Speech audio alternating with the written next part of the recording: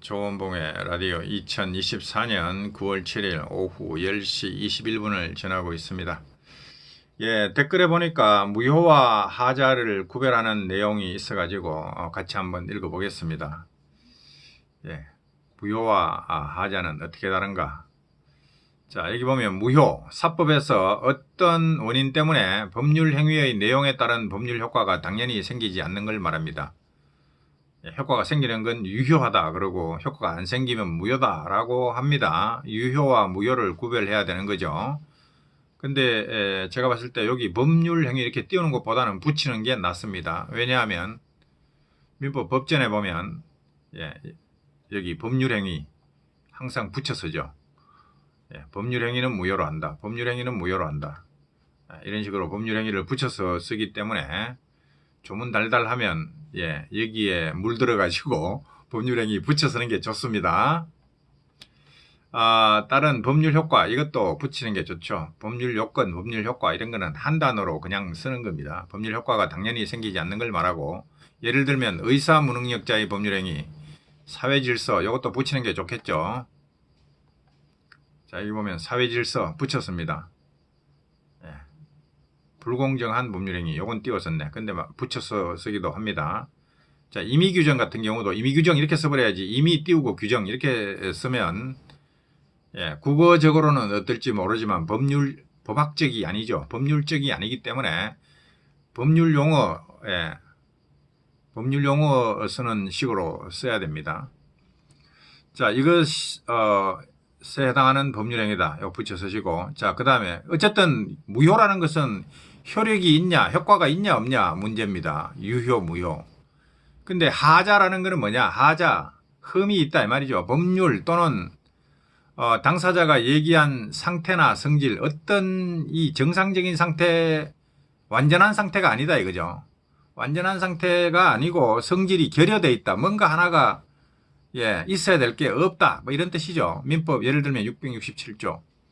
그렇기 때문에 두 용어 무효와 하자는 완전히 다른 의미죠.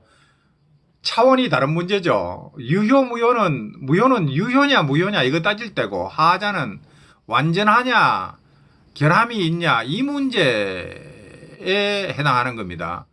그러니까 차원이 완전히 다른 용어죠. 그러니까 하자와 무효를 어지간하면 대비시킬 일이 별로 없죠. 완전히 다른 의미입니다. 출처는 네이버 국어사전인데 법무사님 덕분에 정확하게 의미를 알았습니다. 법무사님께서 이렇게 공부하라고 하셨죠. 용어 하나하나 의미를 분석하고 뭐와 뭐가 대조되는가. 유효 무효 대조되잖아. 그 다음에 많이 익숙지 않으니 제 몸을 일부러 만들겠습니다. 다시 한번 저를 성장시켜 주시는 법무사님 감사합니다. 자, 뭐 지원림 민법 교수님 여기 페이지 참조하시라고 했는데, 자, 저도 한번 봅니다. 저는 하자라고 했을 때 하자가 여러 군데서 나오는데, 하자라는 용어가 법학에서 여기저기서 많이 나옵니다. 근데 이제 민법에서 대표적으로 떠오르는 게 담보책임이죠. 매도인의 담보책임이 저는 딱 떠올랐습니다. 매도인의 담보책임에서 권리의 하자와 권리의 흠이나 하자나 뭐 통용되죠. 권리의 하자와 물건의 하자로 나눕니다. 지올림 민법 강의 교재에 보면 매도인의 담보책임 개관할 때 이런 문장이 나옵니다. 매도인의 담보책임은 권리의 흠에 대한 것과 물건의 흠에 대한 것으로 나눈다 이거죠.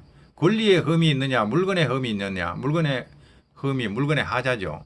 자, 민법 조문을 보면, 자, 여기 매매 규정에 매매의 효력 보면 568조 매매의 효력 나오죠. 그 다음에 569조 타인의 권리의 매매의 목적이 된 권리가 자기 게 아니다 타인에 속한 경우 이 권리에 문제가 생긴 겁니다. 권리에 흠이 생긴 거죠. 어떻게 해야 되고, 그 다음에 권리의 일부가, 권리 전부를 지금 이전받아야 되는데 권리의 일부가 타인에게 속해버린다. 이거 어떻게 되냐? 권리에 문제가 있는 경우입니다. 권리의 하자라고 할 수도 있습니다. 수량 부족 일부 멸실의 경우, 수량을 지정한 매매의 목적물이 부족되는 경우, 그 다음에 제한 물건이 붙어 있는 경우, 저당권 전세권이 붙어 있는 경우, 이렇게 나가다가 여기는 채권 매매고, 자, 580조 딱 가면 목적물에 하자가 있는 경우가 나옵니다. 예, 그렇죠. 그러면 이 앞에 579조까지 이 앞에는 예, 권리를 이전시켜줘야 되는데 그게 완전한 권리가 안 되고 그 권리가 타인의 것이거나 하여튼 뭔가 지금 권리에 저당권이 붙어 있거나 뭐 여러 가지 권리 일부가 타인에 속하고 권리에 문제가 생긴 경우입니다. 이게 권리의 하자고 권리의 흠이고 580조 여기는 권리에 뭐가 붙어 있고 이런 게 아니고 권리가 타인의 권리라든가 그런 것도 아니고 권리는 자기 권리가 맞는데 매도인의 권리가 맞는데 넘겨주면 되는데 예, 그 권리의 객체인 목적물에 물건에 지금 문제가 생겨 있어요. 하자. 예. 그래서 예, 담보 책임 지울린 교수님이 설명하죠. 매도인의 담보 책임은 권리의 흠에 대한 것이 있고 물건의 흠에 물건의 하자. 그러니까 제가 권리의 하자, 공부를 많이 한 사람은 권리의 하자 이렇게 딱 들으면 그 담보 책임 아니야. 이 생각이 얼른 떠오릅니다. 그렇죠. 권리의 하자, 물건의 하자.